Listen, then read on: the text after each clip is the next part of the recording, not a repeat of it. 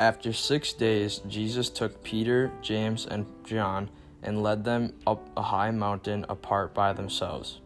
And he was transfigured before them, and his clothes became dazzling white, such as no fuller on earth could bleach them. Then Elijah appeared to them along with Moses, and they were conversing with Jesus. Then Peter said to Jesus in reply, "Rabbi, it is good that we are here. Let us make 3 tents, one for you, one for Moses, and one for Elijah." He hardly knew what to say. They were so terrified. Then a cloud came, casting a shadow over them. Then from the cloud came a voice, "This is my beloved Son. Listen to him." Suddenly, looking around, they no longer saw anyone but Jesus alone with them. As they were coming down from the mountain, he charged them not to relate what they had seen to anyone, except when the Son of Man had risen from the dead. In today's Gospel reading, Jesus takes Peter, James, and John up the mountain. There before their eyes they saw Moses, Elijah, and Jesus in a very spiritual and beautiful way. That is what transfiguration means.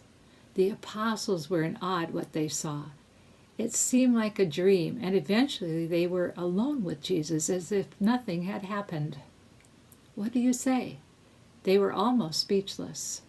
Jesus told them not to tell anyone. They knew from that moment on that Jesus was God's chosen Son. I remember a time something like this. I was on an elevator in a hotel in Duluth. When the elevator door opened, I saw Bishop Raymond Lucker from the Diocese of New Ulm. He looked at me in my shocked state and said, "Hi, Linda." I really didn't know what to say. I had met him before, but never did I expect him to remember me. I was in awe. Several years later, I was working with a group of adults with ability differences called Faith and Light. Our meetings consisted of reflecting on the Gospels and making the words have meaning for them. One meeting, the theme was about Jesus. The question was, what would you do if Jesus came to your house? One of the participants said that they would take him to McDonald's. Several others said they would do different things. What I was struck with was how many of these folks would invite Jesus into the ordinariness of their lives. Peter, James, and John were told not to tell anyone and continue with Jesus in his mission, trusting that Jesus was doing his Father's will.